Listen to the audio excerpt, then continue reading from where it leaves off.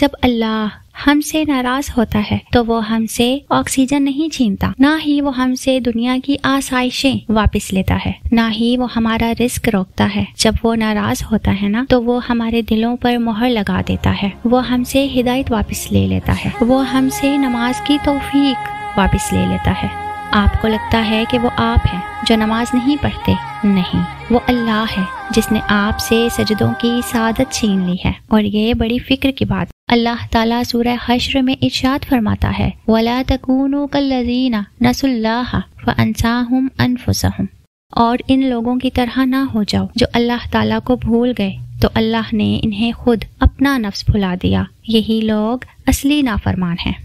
بے شک